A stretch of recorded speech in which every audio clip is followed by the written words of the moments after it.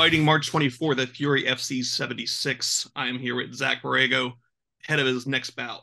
How you doing today? Pretty good, man. Pretty good. Just finished some brunch and feeling good. Yeah, so March 24th, you're going up against Lajuan Davis. He's undefeated and Hmm. just recently signed to the United Fight League, which is a little. I think I reached out to you earlier today and just made sure the fight was still on. Yeah. Because he already has his next fight booked, which is usually not a good idea to go into a fight with your future already Hmm. planned out. How's camp been? What are you looking forward to in this fight? Yeah. I did see that, I'm trying not to think too much into it. Like you said, I think it's definitely not the best decision, especially going into a fight with me, but um, you know, we'll let it be what it is. And I'd be lying to you if I said I don't have that in the back of my mind now. But camp's been great, man. So me and Lawan were actually supposed to fight back in October. I ended up catching COVID really bad about 2.5 weeks out. And it put me out of training, put me out of, doing stuff for about a week. And so that fight got pulled. Um, Going into this time around, I like the momentum I have going forward. Because that fight got scrapped, I had about 5 months where I was just training. I didn't really have an opponent in mind. I ended up getting booked back last January. I went through that fight, and I think that fight was a good test for me, especially preparing me for this next one. The guy I fought previously had some wrestling experience. He had shared the cage with the likes of Dominic Reyes, professional boxing on the days in undercard. I forget which one it was, but he was no joke, and he was coming off of a big main event win for Peak. And so Camp kind of transitioned from that type of style of fighter into what Lawan is. It's been going good. I've been doing a lot of cross training, and I'm just really, really happy for this next matchup. I think we're both due for it. We're kind of, these prospects that are, one and zero losses, and the next step is something big. So I'm ready to embrace that challenge. Yeah, I mean, you both are relatively still new in your career. He's been around Hmm. longer, but um, you've been much more active. Do you see Yeah, that being a big advantage in this fight? I do, just because like I said, my longest layoff was from the Contender Series to my past fight, which is about 5 months. And going into the fight, I was like, oh man, I'm getting kind of nervous again, like, and not to say I don't get nervous, but it was definitely I felt the time away, and so I know he's pushing maybe a year or so, and so I know what he's going to be feeling too. But again, I try not to think about too much about people's activity and whatnot. It's going to be a good fight regardless, and I'm just confident moving forward into this. I think the activity for sure is what I like to do career wise. I like to be fresh. I like to implement the new skills that I'm learning, and it just kind of worked out for me. I've been very active, and in my young, I'm not even. I just actually touched a year back in February. So February 6th, I was 1 year as a pro, and I feel like I've done a lot. I'm approaching my sixth fight in 13 months, and that says a lot. Yeah, you actually hit perfectly into my next question, basically. Hmm. A mix of, only being a year in, already having the shot at Contender Series, and already facing a hype train level fighter in the Contender Series fight. Hmm. We talked a little bit before we hit record, and you stated already that you learned more in that Contender Series fight than possibly any of your four fights so far. What are Yeah. some things you learned in that situation? That was your first loss. It was against a hype fighter. Hmm. Um, what are some things that you learned from that? The biggest takeaway I have from that fight was more so the mindset aspect. Everyone says like the mindset is 99% of the fights, and because I hadn't faced someone with that level of hype, I don't think I've ever really had to tap into being strong mentally. And the fact that I did face it, and the fact that I did face it early in my career, I feel like nothing is really ever going to compare to that type of level of hype again, and so it's definitely prepared me moving forward. But Just overall, man, it's made me kind of understand and embrace the moment of, these things that come.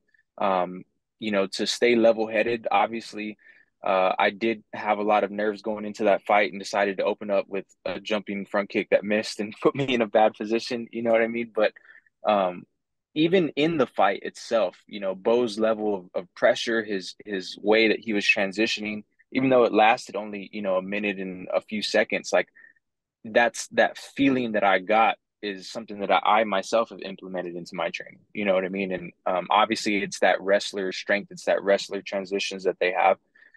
But just mentally and little technical aspects, I did take away a lot for that fight.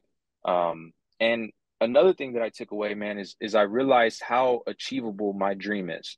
Sometimes you think like the UFC is kind of far away, and it happened so quick that it made me realize, like, you know what, I do deserve to be here. And obviously I had a bad fight, and obviously things didn't go our way, but it wasn't the end of the world. If anything, it opened the door for me even more, because I know, like, this is definitely achievable. Yeah, I mean, how many other fighters can say 3 fights in they were they were knocking on the door already? Exactly, Um, exactly. and and you leave there with that experience of being there, not just Hmm. dreaming of, reaching that point. You were there, and you put a couple more wins together, and you're probably there again. Yeah, Um, yeah. I know, with Fury, a lot of times you have Sean Shelby in the crowd. That's Hmm. a good person to have in the crowd when you have a good win. Definitely. You know, being a matchmaker kind of helps get you in that door. Yeah. Timing wise, though, you are lining up pretty well with looking for a fight. I heard there is some rumors that Dana might be at this one. I know it Hmm. hasn't been announced as an actual looking for a fight on his schedule. They keep pushing the one up in New England. So hypothetically, you get in this fight, you win by finish, a nice, really great showing. You might get an invite right there again. Be it, Hmm. we're kind of leading right into the next season of Contender Series. Yeah.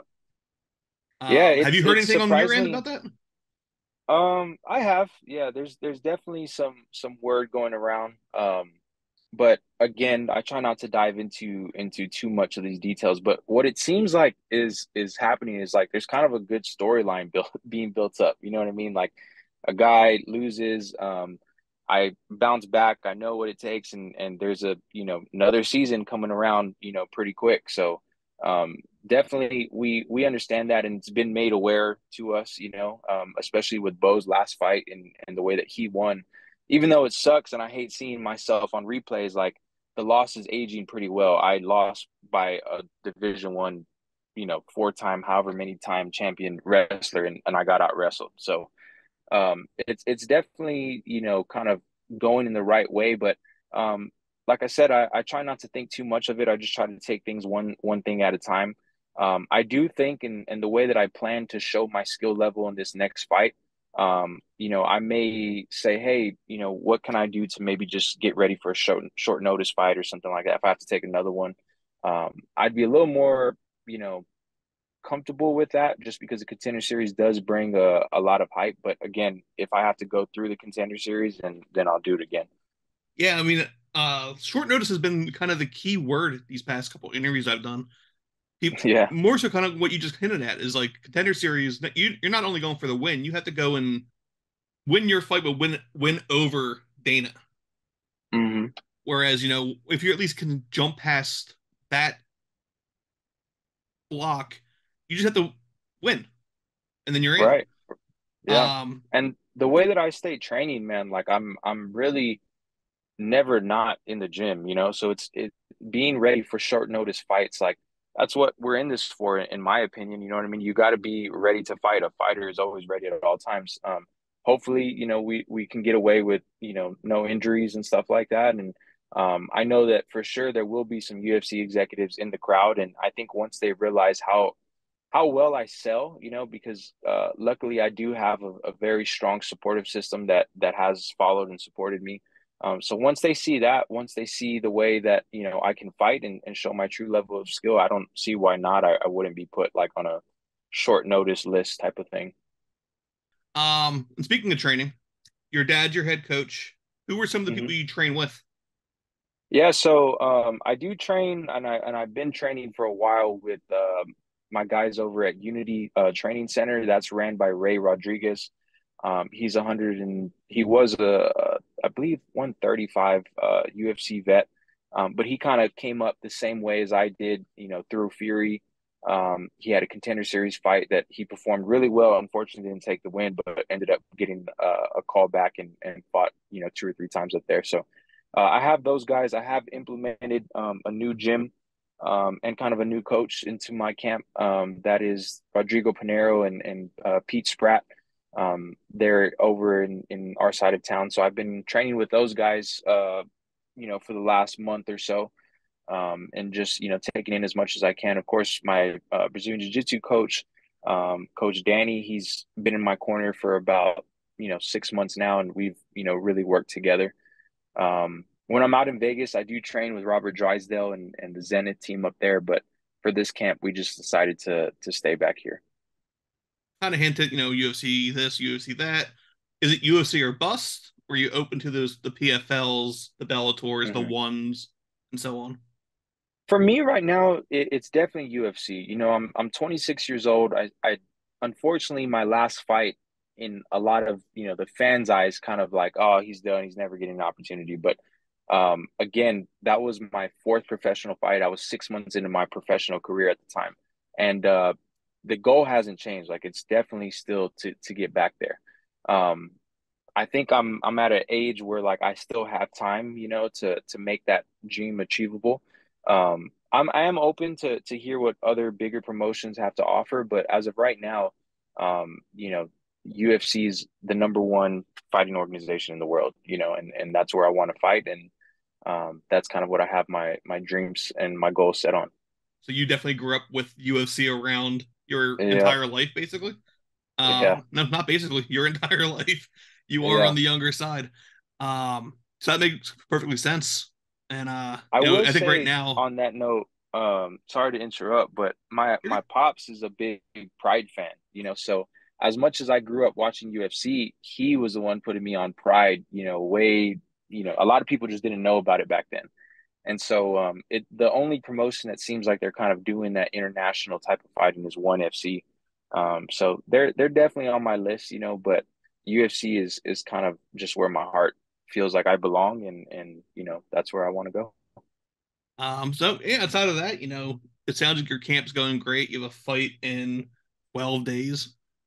Hmm. You can't really, how's the weight looking? You don't got to give numbers, but, you did mention you Yeah. came in a little heavy for a contender series. You were on weight the last time. How are you looking now? Hmm.